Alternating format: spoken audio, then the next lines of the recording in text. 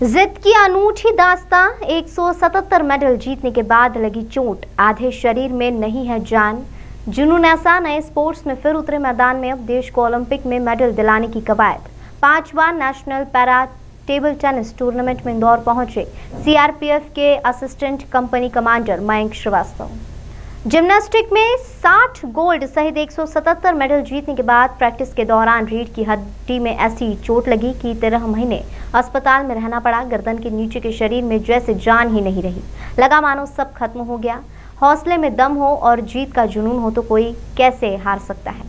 फिर हिम्मत जुटाई और नए स्पोर्ट्स के साथ कोर्ट में लौटे। यह कहानी है सीआरपीएफ के असिस्टेंट कमांडेंट मयंक श्रीवास्तव की। मयंक खेल प्रशाल में राष्ट्रीय पैरा टेबल टेनिस प्रतियोगिता में हिस्सा लेने आए हैं। व्हील चेयर और एक सहयोगी के बगैर वे कुछ नहीं कर पाते, यहाँ तक कि रैकेट भी नहीं पकड़ पाते।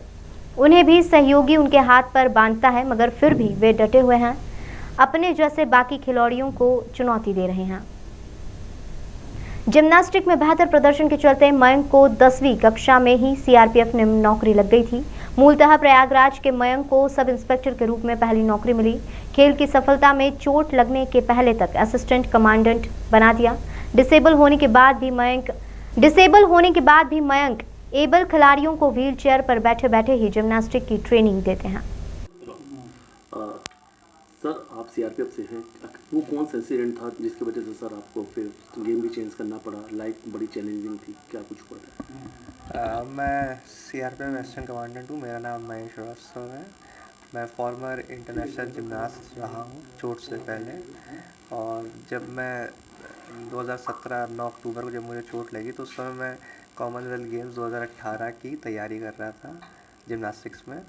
और उसमें मैं एक बहुत ही डिफ़िकल्ट स्किल ट्राई कर रहा था, मतलब ओलंपिक लेवल की, जिसको करने का मतलब ये है कि आपको परफॉर्म करने का मतलब है कि आपका मेडल ऑलमोस्ट श्योर शॉट रहता है, क्योंकि उसमें हमारे गेम में ऐसा है जितना ज़्यादा आप डिफ़िकल्ट करेंगे और अच्छा परफॉर्म करेंगे तो उसमें मेडल के चांसेस ज़्यादा बनते हैं।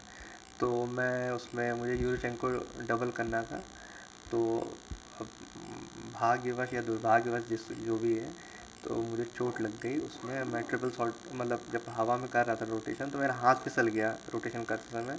और जो चीज़ मुझे पैर पे आना चाहिए था रोटेशन ख़त्म करके, वो मैं गर्दन के बल गिर गया, जिसकी वजह से गिरते ही मेरा बॉडी तुरंत पैरालाइज कर गई और बिल्कुल गर्दन के नीचे मेरा कुछ भी नहीं हिल रहा था। तो फिर मैंने अपने कलीग्स को बताया कि मुझे यार उठाओ।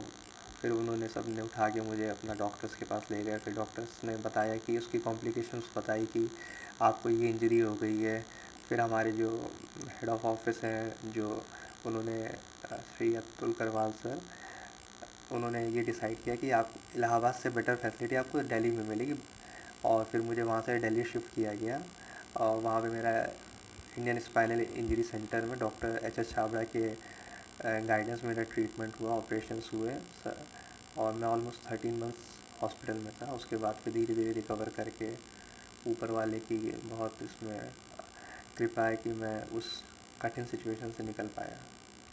सर, उस वक्त भी उसी हद तक है। अब असल में जब मैं तैयारी कर रहा था तो मेरे दिमाग में ये था कि मुझे ओलंपिक्स में मेडल लेना है। मेरा एक ओलंपिक्स का सपना नहीं पूरा हो पाया था जिम्नास्टिक्स में। बाकी हर लेवल में मैंने, जैसे कि 3 बार वर्ल्ड चैम्पियनशिप में रिप्रेजेंट किया था इंडिया को, 3 बार कॉमनवेल्थ में किया था, 2 बार एशियन गेम्स में किया था, 2 वर्ल्ड कप में किया था, कई और इंटरनेशनल कॉम्पिटिशन में किया था। पर मेरा ओलंपिक का एक सपना रह रहा था।